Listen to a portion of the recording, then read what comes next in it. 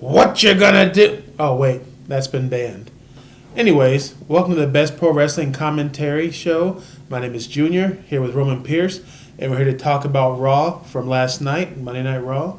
So, I'll start it off.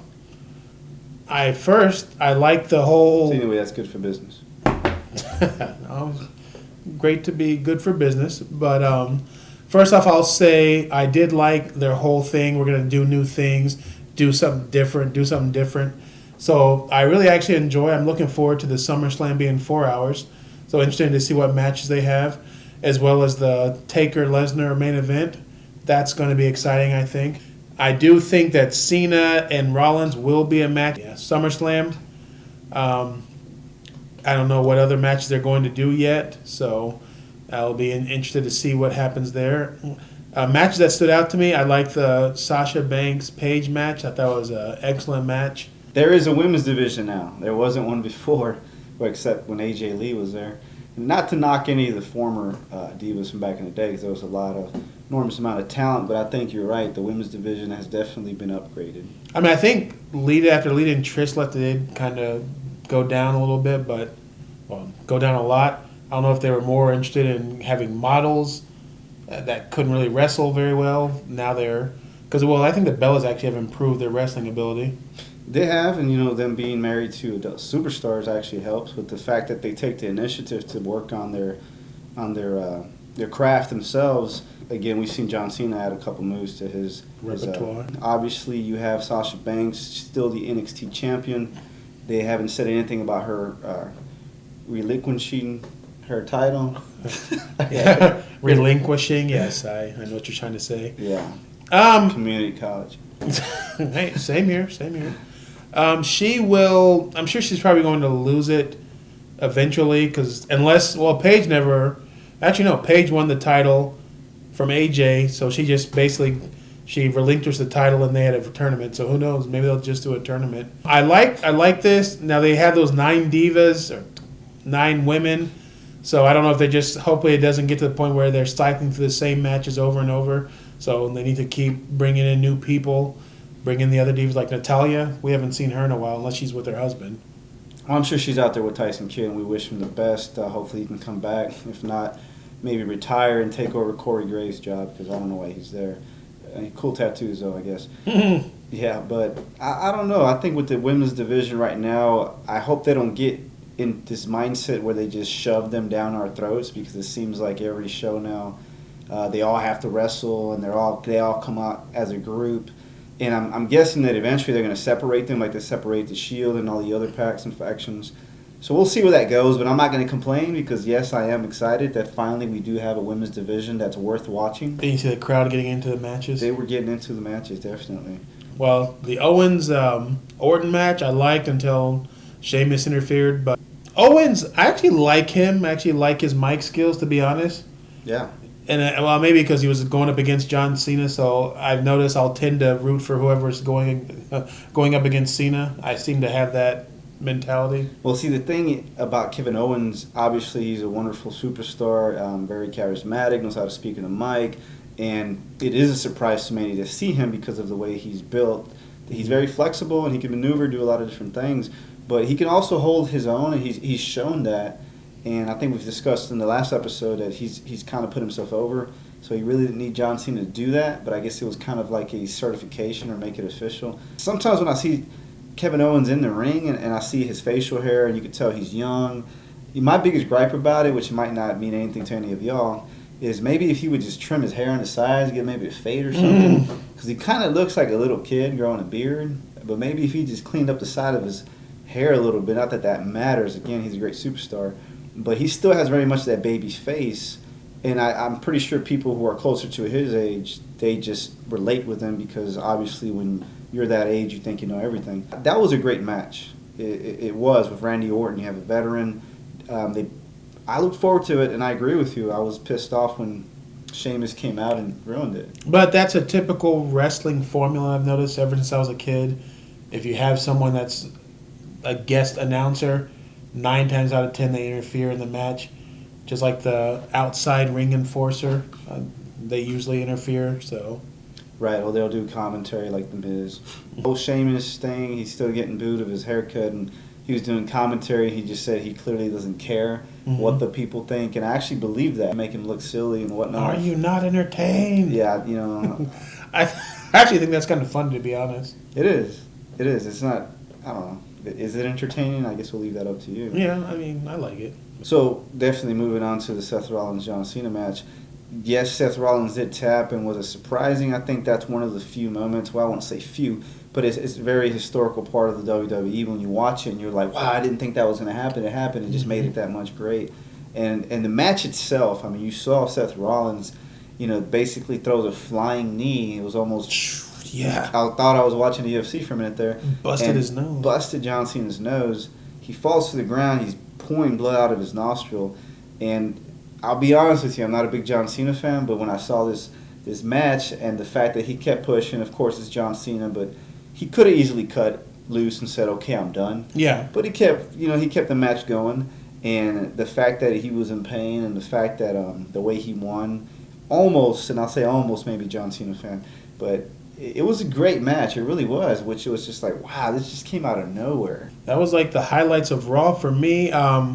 So the Lucha Dragons won, so I don't know if they're going to go up against primetime players. So we'll see that. I'd like to see that, the primetime player style versus the Lucha style. It was a good matchup, and I think the last time we talked about injuries like Tyson Kidd and whatnot, and now you're seeing more of the Matadors coming out. They usually do SmackDown main event, and now you see them more, and it's just funny the dynamics of the pro wrestling, which a lot of people don't understand.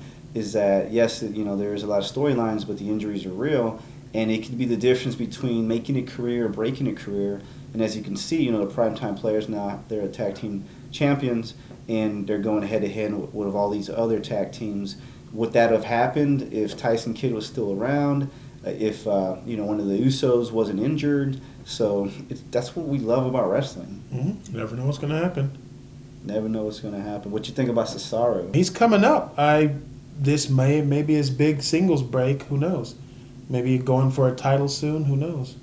And I predict, I'm sure, with the Lana and Summer Rae, I'm not really big on her. I'm sure she's a great person, but she's just kind of there for me.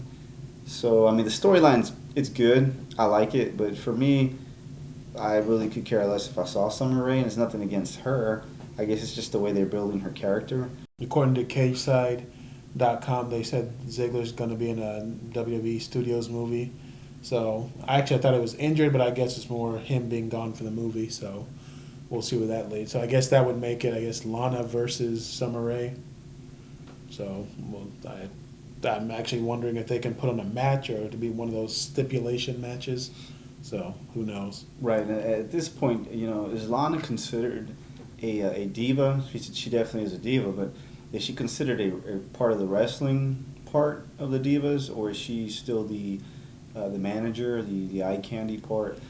I guess we'll see that if they put her against Summer Rae, who is sort of a wrestler. Unfortunate thing with Ziggler, he lost some of his momentum with that feud with Cena, losing to Cena so many times. I mean, I think that's kind of hurt his momentum, so he's going to have to do something.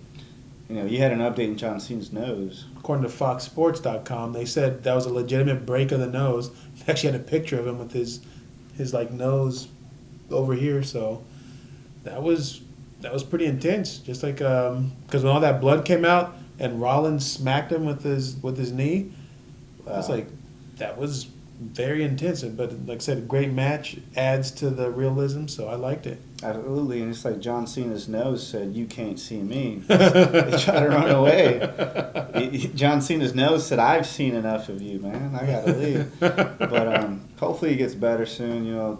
We don't wish the guy anything bad, even though I'm not a big fan of his. Yeah, neither am I. It is what it is. That's basically going to be the recap for Monday Night Raw, and we're looking forward to SummerSlam. So we'll keep you posted and updated. Anything new coming out. In last week's episode of Tough Enough, and don't spoil it yet because I got tonight's episode on DVR. But you hold on. You watched the product? No. Yeah, it's a good show. I mean, unfortunately, in the past, you don't really see any winners of Tough Enough go on to do anything. But the show, the drama it's great. I got to give it that. And actually, I mean, it's just like to me watching like UFC show, Ultimate Fighter.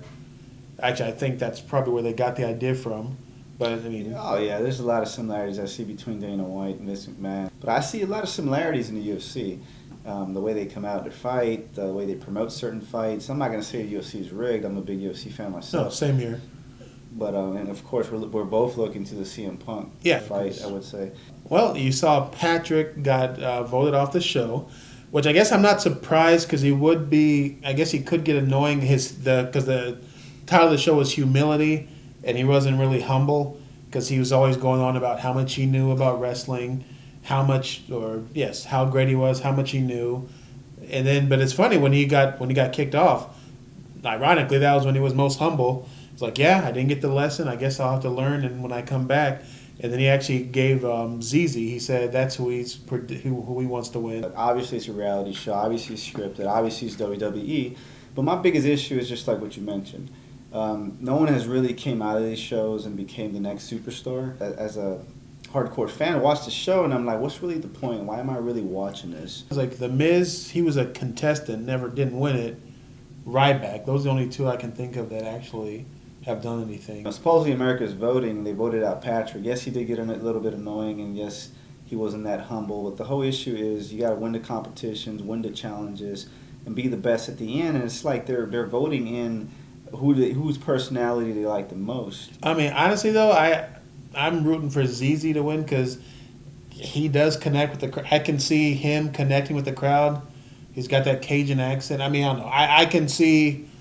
I can see connect with the crowd because when they appeared on Raw, when they announced everyone's name, ZZ got a huge pop. Well, yeah, I like ZZ. Don't get me wrong. I like the guy. I'm not trying to sound like Stephanie McMahon, say he's a B+ player, but he can't do any of the physical things according to the show. Again, that could just be part of the storyline, and maybe he's another Kevin Owens or Husky Harris. Oh wow! Or Bray Wyatt. Yeah, that's what I meant. Who's that guy? I know. Yeah, he doesn't exist. And so that's just kind of how I feel about it. I wonder is this just a wash? Is this going anywhere? Are we going to see another Tough Enough, or is this going to be the end of Tough Enough? And I think it depends a lot on the format. Yeah, if the winner actually does something, because otherwise there's no point. That's what makes Tough Enough. Part of me doesn't want to watch it for that, but it is entertaining at the end. Like, I really wish Austin would have been able to host it this time again, but he had because he said he wanted to, but he had other things scheduled, so he couldn't do it. Right. Although I am crossing my fingers for Austin to be at Mania, but we got plenty of time. We'll see. And, I guess that'll lead us into the next show. But we thank you for watching the Best Pro Wrestling Commentary. My name is Roman Pierce. Okay. Subscribe to our channel. Like us on Facebook. Share it with your friends. Let everyone know. So I guess the only thing we have to say is millions of dollars. Millions of dollars. Millions of dollars. Millions of dollars. Or millions of viewers. Hey, viewers of Best Pro Wrestling Commentary. This is Junior. I'd like to invite you to send us your comments, like us on Facebook, subscribe to our channel, and back to the comments. Please write us. It's always fun to interact with the fans, interact with the viewers, and bring up topics that we can discuss, because we'd always like to discuss topics. Also like to discuss topics from the past. What was the best WrestleMania match? The best SummerSlam match? Worst match ever? Worst wrestlers ever? I mean, there's so many topics to discuss. That's the beauty of pro wrestling, people. So, like I said, subscribe to our channel, like us on Facebook, share with your friends, because we're here for you. Best Pro Wrestling Commentary. And when I say best, I mean the best.